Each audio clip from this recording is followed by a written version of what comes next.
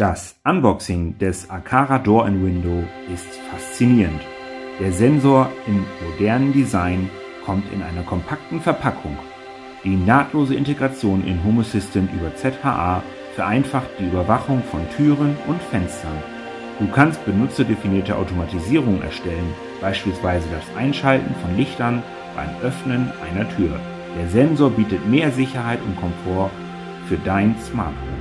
Mit seinem schlanken Design fügt er sich harmonisch in deine Räume ein. Mehr auf meinem Kanal meine-digitale-welt.de oder auf YouTube Meine digitale Welt.